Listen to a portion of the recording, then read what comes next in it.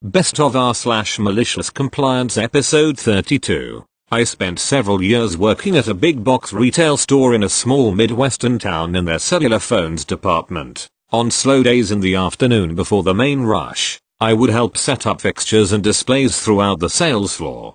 A lot of the store planograms or diagrams to set up product are computer generated based on previous year's sales figures and foot traffic.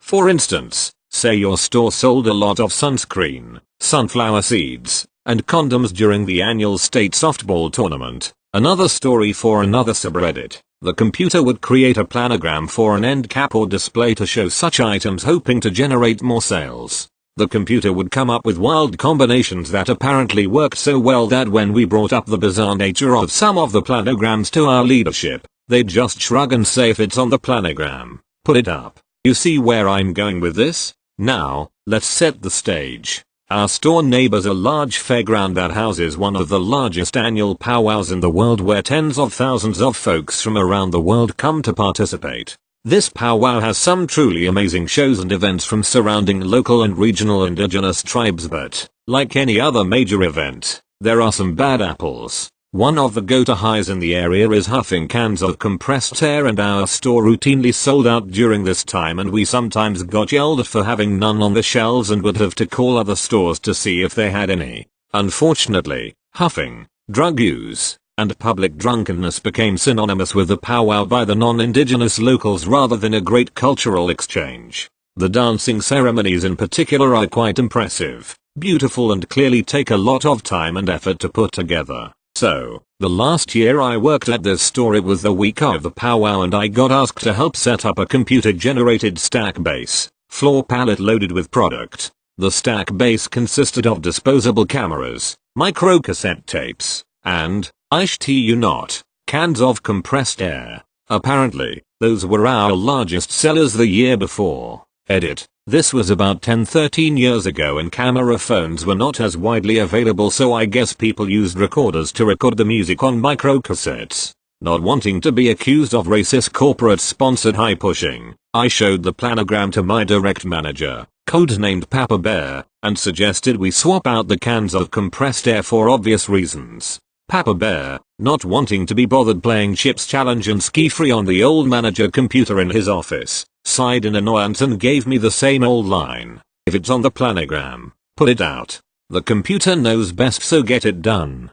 Papa Bear was not my favorite boss at all, as his leadership style consisted of waddling out of his office, barking orders, then waddling back like a penguin. For instance, Papa Bear loved getting on our cases for not parking in the way back lot where employees should park even when it's icy out, but has no problem parking his sports car in the front because leadership earned those spots. In short, he earned the malicious compliance he was about to get, especially since he knew what was on the planogram and heard my specific concerns about how it would be perceived. Not wanting to lose my job and seeing a chance for malicious compliance, I smiled, said, "You got it, boss," and went out to ensure his orders were followed. I was working with a co-worker, who we'll name Oscar, and he witnessed the exchange I had with Papa Bear, whom Oscar didn't like either. Oscar and I assembled the stack base with the cans of compressed air, bulk packs no less, for longer enjoyment, in the back stock room, as our plan was to run it to the floor on a pallet jack, drop it off, and run. We didn't want any of our customers thinking we'd assembled this. Scores of stock workers came by, saw what we were putting together, some of them members of the local tribe, and expressed their shock at the level of bad taste. We showed them the planogram, explained very clearly that Papa Bear signed off on it even though we brought our concerns to him, and continued working. Once we completed the stack base, we conducted a quick bump test to ensure it would survive the hasty deployment. Safety first. Wheeled it to its designated spot near the front registers, and got the hell out of Dodge. It was clearly meant for impulse buying, and the cherry on top was the signage for the pricing sign, which usually had a blurb that said something scientiously along the lines of "Merry Christmas," or "Enjoy Spring." This one said something along the lines of, "Enjoy summer events properly." 15 minutes later, I heard a loud and surprised WTF from the front of the store. I could hear it clearly from my station on the other side of the building. Oscar and I looked at each other, knowing full well what was going down. On our department walkie we heard management to front end for customer courtesy please and saw Papa Bear making his way out of the back since he was the only manager on duty, looking fully annoyed and probably completely unaware of the storm he was about to walk into. We could hear the shouting from the rightfully so ticked off client. Papa Bear was accused of just about everything from racism to being a corporate shill. I don't think we heard him get a single word in. We wanted to feel bad for the customer and the first employee who responded, but knowing Papa Bear was being dished much needed punishment for not listening to his subordinates when they brought up a genuine concern was very satisfying. Almost glorious. Within a minute we saw a backroom employee take a pallet jack on the floor and wheel the stack base of shame back to the stockroom to be fixed. An hour later a co-manager, Papa Bear's right hand and an OK boss, came out and asked what happened as it was our names that assembled the stack base. We explained we went to Papa Bear with our concerns and he told us to assemble it anyway, so we did as we were told. The co-manager nodded in agreement as he had heard the same from others who saw us assembling the stack base and expressed their concerns. Apparently, the customer filed a complaint with corporate and so leadership was checking the cameras and everything to get a timeline of events. The co-manager told us we did exactly as we should have by informing management of our concerns and doing our jobs when told to, and then walked back. That was the last Oscar and I heard of the incident other than a new policy that computer-generated planograms had to be vetted by management first. Papa Bear kept his job, but my stories of him do not end there. Let me know if you wanna hear more. TLDR. Computer-generated planogram has racist implications. Management ignores warnings from employees and tells them to set up anyway. Customers explode. Thank you. Next. Some backstory. I took some time off of uni and got hired at a big name retail store in a local mall. Been working there for a while now, and school starts up again, so I gave my 2 weeks as a courtesy. My immediate manager says she's sorry to see me go, then asks me to come in on a certain day even though I'm not on the schedule to finish up some inventory. Okay, no problem. Fast forward to yesterday, when I arrived at work. I go to clock in, then get an error. My immediate manager comes over with a really puzzled look on her face, and overrides it. Odd, maybe scheduling just forgot to add me. Oh well. 2 hours. I'm lugging a massive cart full of clothes across the store when Big Boss, our store manager, shows up. The conversation went something like this. Big Boss, why are you still here? Didn't you give your 2 weeks? Me, well yes, but, department manager, asked me to come in to finish inventory. Big Boss, she has more than enough people for that, and you aren't on the schedule. Stop working and leave, please. Cue malicious compliance. I abandoned the cart right there in the middle of the store, then went to clock out. Fun fact, one of my co-workers had a mandatory hour-long break coming up that I would normally fill in for. Since I couldn't, that meant they had to find someone within 15 minutes. Guess who was the only employee on the floor? Big Boss couldn't even go up to his office to grab a water bottle because there was a massive line at our station. I walked out the store 6 hours early, knowing the manager who kicked me out needed to do my job for the next hour. Good times. TL. Dr. Store Manager wants me out of the store because I'm not technically on the schedule, ends up having to do my job. Thank you. Next. This happened around March or April of last year. I had planned to go over to a friend's house to party, but he and his girlfriend had gotten in a bit of a fight and plans were cancelled. After stopping for a quick bite to eat with some other friends who were in the area, I decided to just head home and get some sleep. On my way back, I was making an attempt to be extra careful with it being late at night, on a weekend, and in an area with a lot of bars. I kept a steady 5 miles under the speed limit just to be safe. Well, I can be a bit of a dumbass at times, and my stupid brain was so focused on driving slow that I didn't think about how it could potentially be a bad idea to reach down and grab my speaker from the floor. I swerved a bit as I did this, and sirens lit up from behind me in a matter of seconds. I really am an idiot sometimes. After pulling over, a cop came up to my window and, not so politely, asked, "How much have you had to drink tonight?" I was visibly nervous, but answered with, "Oh, I haven't drank at all, officer." That was true, by the way. He scanned my car and noticed my "fuck the flag" sticker on my guitar case. He wasn't seeming very impressed by that. "I'm gonna need to see your license and registration," he said. "Yeah, let me grab that," I answer as I reached across the car. Well, this is where I make my second mistake of the night. I press the button that opens my glove box, and by the time it was already half open, I remembered my fatal error. With my original destination being that house party, my glove box was stocked with cocaine, speed, some molly, a little bit of crystal meth, a sheet of acid, and enough Ritalin to kill Nikki Sixx. Fuck, I thought to myself. My heart sank, and for a moment, I accepted that I could very likely go to prison that night and that there wasn't much I could say to defend myself.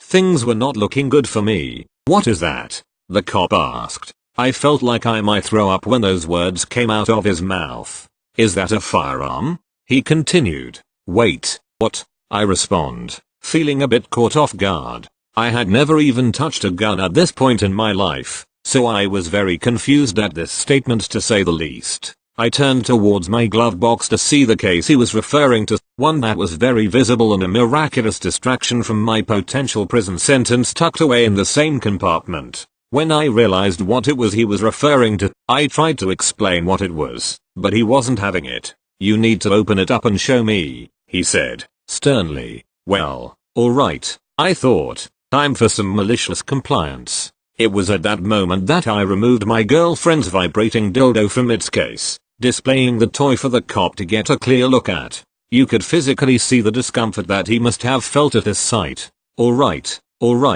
put that away, he responded. "Just drive safe, okay?" With this, the cop returned to his car and drove off, leaving me and the sensual plastic rod to ourselves. I was a bit in shock for a minute trying to process what just went down, but after catching my breath, I started to laugh in relief. Holy shit, I thought to myself. I literally might have gone to prison, but was saved by a fucking vibrating sex toy. Jesus Christ.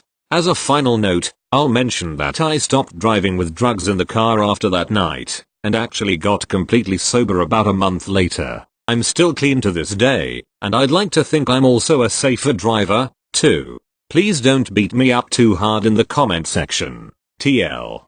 Doctor, I was pulled over with drugs in my car, but the cop let me go out of embarrassment after seeing what I had in my glove box. Thank you. Next. I've only ever viewed Reddit on my phone, so I don't know what it actually does to formatting, so be warned. I'll put a TLDR at the end. I work as a wardsman aka porter in a private hospital in Australia. Now you don't need any training to do this job, so we are pretty much the least qualified people at the hospital in an industry where there are a lot of qualified people around. Doctors, nurses, radiographers, etc. I think it is because of this that I get a lot of run-ins with staff/patients who think I'm stupid because I'm just a wardsman, or it could be because I have a face like a stunned mullet. Stunned mullet. I went to pick up a patient from the ward to bring them down for an ultrasound. Department policy requires us to bring the patient down in their bed for the exam. This is a recent change and was done so because sometimes patients aren't very mobile and require a lot of assistance, and the sonographers don't have the time getting every patient from wheelchair to exam table if they have low mobility. So the policy was instituted. Ultrasound patients to come down in their bed. This patient, however, was coming down from the maternity ward, and our hospital recently started offering double beds so partners can stay with them overnight. The issue with the double bed is they don't fit through a lot of doorways, especially in the older section of the hospital. So like the thoughtful young man I am, I fetch a wheelchair. I chatted with the patient and the nurse to make sure they were well enough to come down on the wheelchair. Everyone was happy.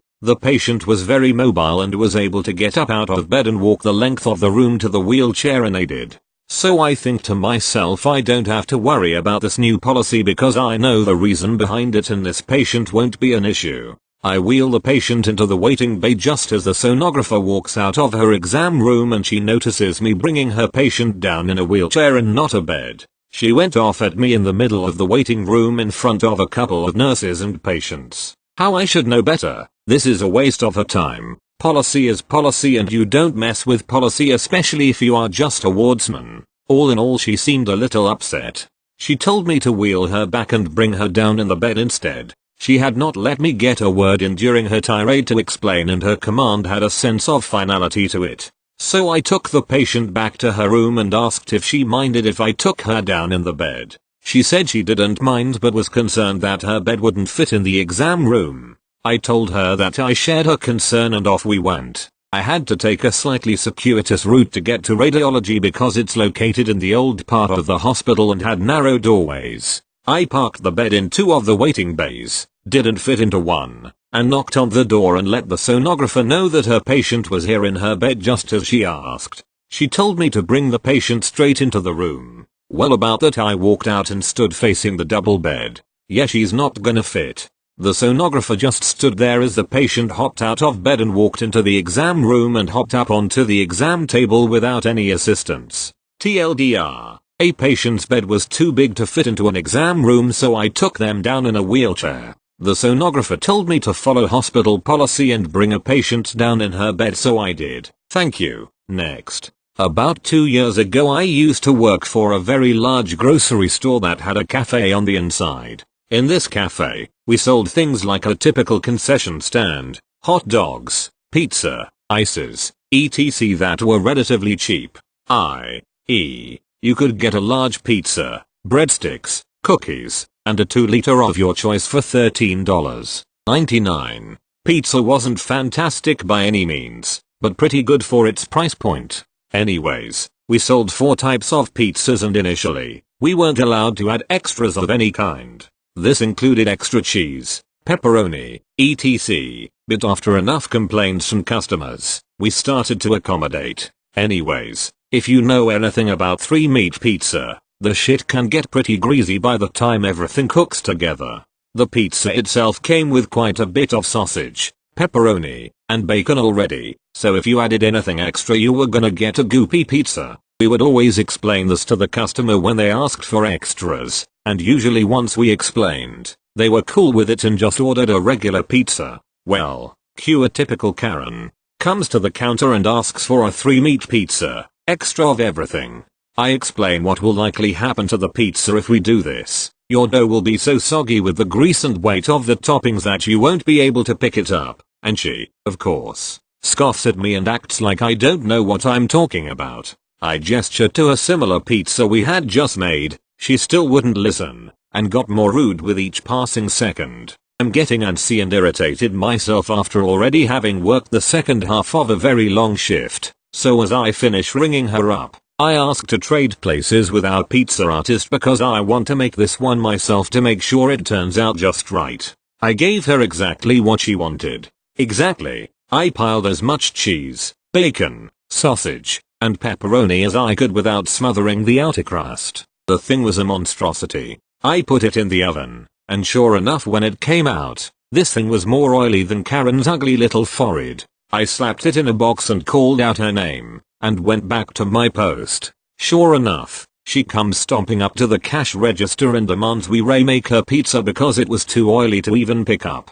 We, of course, have to oblige, but she wants the second pizza made the exact same fucking way, as if she expects it to turn out different. Of course, it doesn't. A manager is called because she thinks we're doing this on purpose. Manager doesn't know what to say because we can only do what we're told. I get the dirtiest look ever, and as she stomped off, all I can remember was making faces at her back. TL. Doctor tried to tell Karen that adding too many toppings would make her pizza too oily. She didn't listen. She leaves without pizza and I get the satisfaction of doing exactly what the customer wants. Thank you. Next. I'm an esports journalist. A while back I wrote an article for a client about the esports markets in South Korea and the US.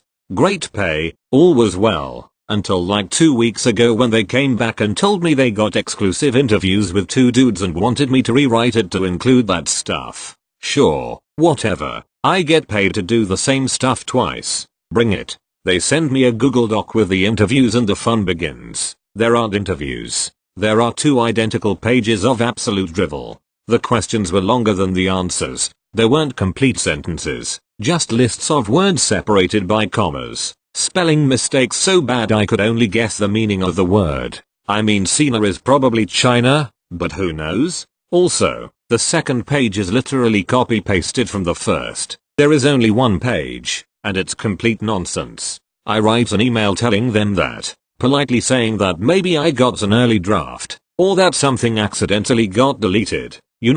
Suggestions other than that esports seer had a stroke while typing. I have a deadline, don't get a reply by it. 3 days later, I then get an irate email back saying they're not happy I missed my deadline, and that they expect me to just use what I've got because the interviewee is a busy man and doesn't have time for more. No word on the second dude, for whom there was no content at all. They also told me to just attribute half the quote to one guy, the other half to the other. That's pretty shitty. Anyway, the tone of the email was snappy, rude and condescending, from an otherwise very polite and nice client. Don't know what his problem was, but I don't take shit like that from my clients. If they get nasty, I usually drop them. However, this is an isolated incident, so I roll with it for now. I do exactly what I was told to do. I quote from the interview, word for word, typo for typo. It is glorious trash, absolute illegible.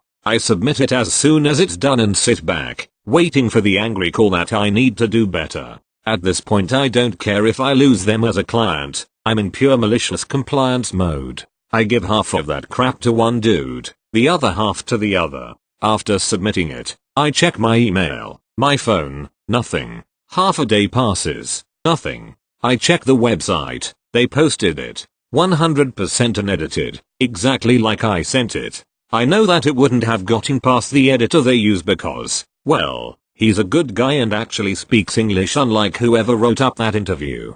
I found out afterwards he was away and they decided to just not have an editor. At this point, I'm just baffled at how unprofessional they are being. Who does something like that? Well, it came back to bite them in the ass pretty quickly. Within a day or so of going live, I get that irate email I had been waiting for, except it contained an email thread with one of the two dudes I quoted.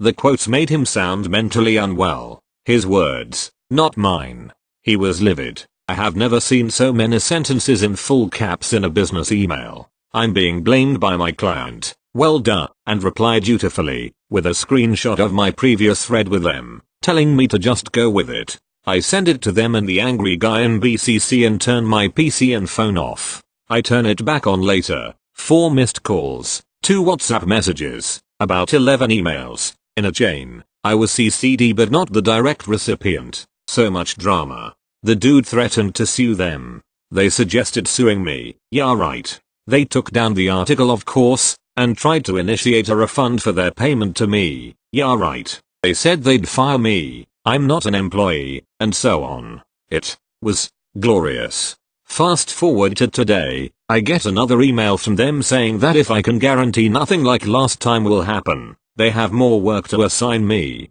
Best laugh I've had today. Thank you. Next. It's a long one. I apologize for any spelling or grammatical errors. I'm on a mobile. Over 10 years ago I started dating my ex. I didn't know this then but she is a entitled Karen. They say hindsight is 20/20. Cast. Me. Obvious. Karen. Entitled she-devil. We met when I was 20 through my brother's friend. We are both the same age, both from dysfunctional families. I was a seasonal worker, working a variety of seasonal job like picking fruit and packing sheds, hard work but good pay, work available 45 weeks of the year. She was between jobs. We met, started dating and things were going well. After a year we got a flat together. 6 months later she begrudgingly landed a job but quit 1 month in when we found out she was 2 weeks pregnant. At this point we got a mortgage and I was working as an apprentice chef, working shifts on apprenticeship wages, 6 days a week,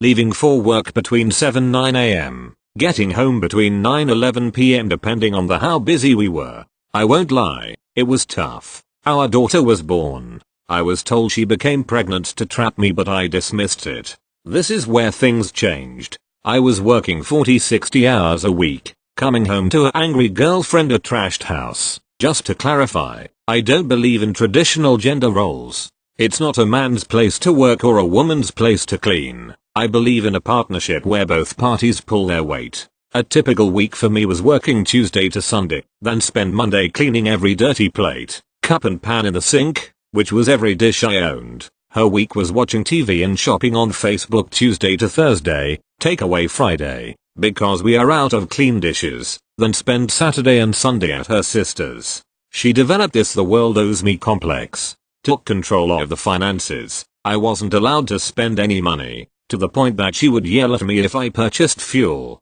gas, to get to work. The amount of money she wasted on useless crap still makes my blood boil. Fast forward 5 years. Things have not changed. I work, clean on my day off, and I'm still explaining why I need to spend money on work-related expenses and fuel. One day, while working, I got a text from her sister: "Emergency. Please call me ASAP." I tell the head chef I got to make a call and head into the storeroom. It was the call I will never forget. "Hi, it's me, Karen's sister. I'm not sure if I should tell you this. Karen's been cheating on you." To summarize, 7 different men over 3 years. To make it worse, she was buying them crap with money I earned, redrawing on our mortgage. She even spent $800 on fixing one of their cars. I was livid. I confronted her, most of which she eventually admitted to once finding her family told me. I said I wanted to break up.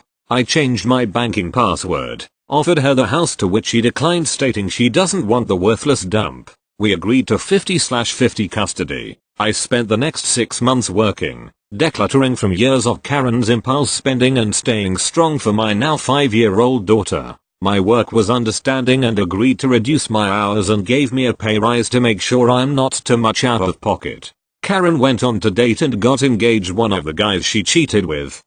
Number 3 I think. Introducing Bob. Bob was twice her age, working 8 hours a week trying to find ways to work less. She was still in between jobs, needing money. Karen calls me stating she wants her half of the house. My country allows 2 years for assets to be divided before they become the sole possession of either party, so she is well within her rights to ask. The conversation went like this: "Karen, so I decided I want my half of the house." "Okay. I thought you said you wanted none of it." Karen: "Well, I changed my mind. Now, the house is worth $120,000. By law I'm entitled to half, which is $60,000, but I'll do you a favor and settle for $20,000. I explained that she is indeed entitled to half the property. She needs to look at the capital amount owed versus value of property. House had an estimated value $120,000. Local government evaluation, we still owed $115,000. Should be less, but she kept withdrawing money from the mortgage and property values dropped that year. I said that by this maths, she is entitled to half of $5,000, but I'm willing to give you $5,000. Remove your name from the mortgage and pay for a conveyancer to remove your name from the deed. This would costed me $10,000 in total. She would walk away with $5,000, more than she would get if we sell right now. She said I'm worth more than $5,000. My offer is now $30,000. By next week or we sell." Cue the malicious compliance. I calmly said okay, and hung up, letting her think she had won. She also texted me with the same demand. I booked in to see a lawyer and had a letter drafted. I also met with 2 real estate agents. 1 week later Karen came around, let herself in. I gave her an envelope, assuming it was a check. She snatched from my hands, tore it open to find a letter from my lawyer to the effect of, summarized. Karen, as directed by yourself on, date, text screenshot enclosed. My client, my name, will vacate property on, date. Mortgage payment made up to this point has been made by my client. As you had no use of the property, we will not seek compensation for payment made. My client spent $7,000 on repairs, receipts included. As co-owner, we are seeking compensation of $3,500 from you. My client has paid $1,500 in rates and utilities, receipts included. We are seeking compensation of $750. Additionally, between date of moving out and date of sale, you are responsible for half of mortgage payments, rates, utilities and repairs required for sale. She realized the predicament she was in. "Oh, I'll just take the $5,000. Now, you told me if I don't give you $30,000 by today we sell." Karen: "Oh, I was just kidding." Me: "No, you weren't."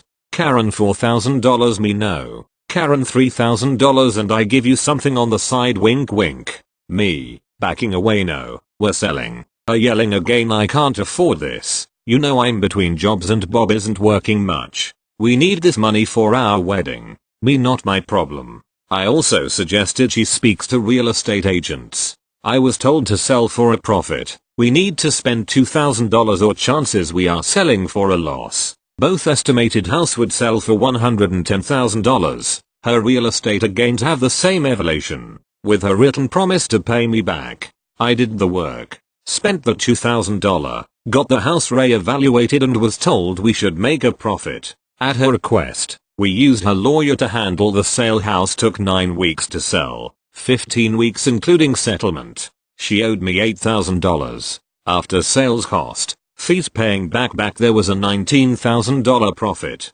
In typical Karen fashion, she assumed her lawyer would give her the whole lot as it's her lawyer. I told the lawyer that she owes me $8,000. The money can remain in trust until she agrees to pay me back.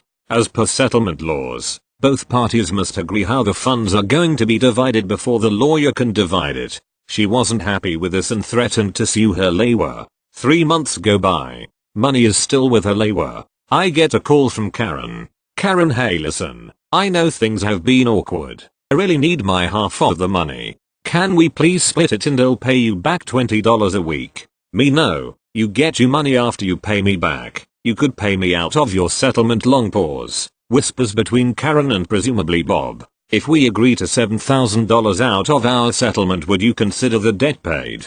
Me, that means you get $2,500. Karen, I know, but I'm in real need of this money right now. Me, put it in writing and you got a deal. TLDR, cheating ex reneges on her word and tries to force $20,000 from me. I offer her a generous $5,000. Following her orders, she winds up with $2,500, while I walk away with $16,500. Edit. People are asking about the daughter. We still have 50/50. I encourage her to maintain a relationship with her mum. As my child's mother, I forwarded a level of respect, reminding her to call her mum, never talking smack about her etc. I don't get the same treatment, but I do it for her. Edit 2. We did a DNA test. She is my biological daughter. Honestly though, 5 years of raising her, she was my kid regardless. Edit 3. Thanks for all kind words and upvotes. My dad went through a similar situation with my mum, but he always stayed strong for his kids.